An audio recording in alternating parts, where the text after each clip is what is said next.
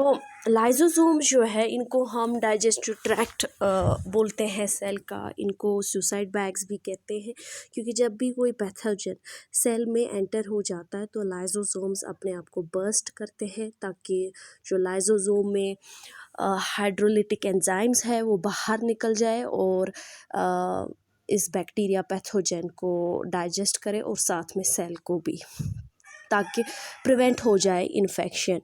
It involves in the digestion of proteins, lipids, carbohydrates और nucleic acids की भी digestion इसमें हो जाती है। लाइजोसोमल जो एंजाइम्स है उनको हम हाइड्रोलेजेस कहते हैं या हाइड्रोलिटिक एंजाइम्स कहते हैं। इसमें आता है अल्फ़ा ग्लूकोसिडेज जो ग्लाइकोजन को डाइजेस्ट करने में हेल्प करते हैं, और कैथेप्सिन्स जो प्रोटीन्स को डाइजेस्ट करते हैं, लाइपेजेस जो लिपिड्स को, और राइबोन्यूक्लियेजेस जो आरएनए को डाइजेस्ट करते हैं। अगर हम लाइजोसोमल मैट्रिक्स का पीएच देखेंगे तो वो एसिडिक होता है, पीएच लेस देन 5 होता है, और उसके जो सेल का साइटोप्लाज्मिक साइटोसॉल होता है, साइटोसॉल जो है वो लिक्विड एक्वस मीडियम जो जेली लाइक सब्सटेंस साइटोप्लाज्म में प्रेजेंट होता है उसका स्लाइटली 7 है। लाइजोसोम जो है ये रेस्पॉन्सिबल होते हैं फॉर डिग्रेडेशन रिसाइकलिंग, जो ओल्ड सेल्स है उनकी डिग्रेडेशन करने में और रिसाइकल करने में। जो डिग्रेडेटिव सब्सटेंसेस है वो लाइजोसोम को लीव करते हैं बाय डिफ्यूजन। डिफ्यूजन क्या है? Movement of molecules from higher level concentration to a lower level of concentration. और जो ये प्रोडक्ट्स है ये रिच होते हैं लिपिड्स में, प्रोटीन्स में, इनको हम कहते हैं लिपोफिशन, क्योंकि ये सेल्स में एक्यूमुलेट होते हैं। यही वजह है कि सेल्स की एजिंग होती है। जो ही सेल की एजिंग होती है तो एपोप्टोटिक मैकेनिज्म एक्टिवेट होता है। उसमें क्या होता है कि सेल खुद ही इनिशिएट करती है सेल डेथ, तो लाइजोसोम्स तब बर्स्ट होते हैं और सेल की डेथ हो जाती है। समटाइम्स कभी कभार क्या होता है कि लाइजोसोमल एंजाइम जो एस्केप हो जाते हैं और वो कुछ ऐसी डिजीज़ काज करते हैं जैसे arthritis, muscle disease, allergic reactions होती है।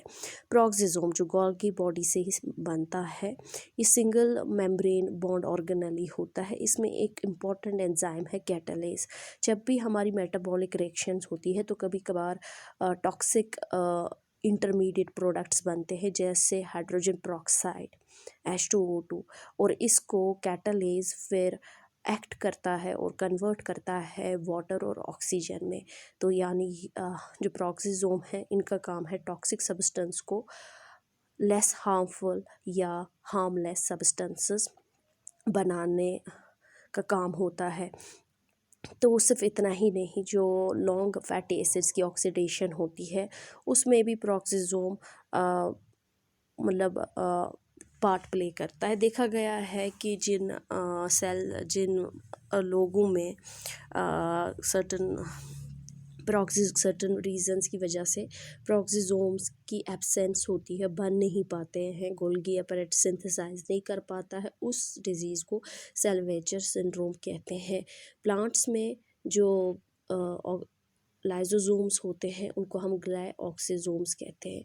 सेल्यूलर मैट्रिक्स जो है उसको साइटोसॉल कहते हैं, ये लिक्विड मीडियम होता है। और हम देखते हैं बहुत सारी एंजाइम्स वो इसमें प्रेजेंट होते हैं, मेटाबोलाइट्स प्रेजेंट होते हैं, इसमें प्रोटीन फिलामेंट्स भी प्रेजेंट होते हैं जो इसका साइटोस्केलेटन कॉन्स्टिट्यूट करते हैं। और जैसा कि पहले ही कहा कि एपोप्टोसिस है, प्रोग्राम्ड नेचुरल सेल डेथ है। जब सेल को लगता है दैट इज़ एजड, मतलब अब वो फंक्शनल नहीं है या एबनॉर्मली बिहेव कर रही है, तो naturally to prevent that cell from further dividing, तो उसको सेल डेथ की जाती है, एक्टिवेट हो जाता है एपोप्टोसिस, उससे सेल फिर मर जाती है। When cell fulfils all functions and apoptosis is activated, जब सारी सेल की फंक्शंस पूरी फुलफिल हो जाती है, अब वो फिर फंक्शन नहीं कर पाती है, तो एपोप्टोसिस नेचुरली एक्ट हो जाता है।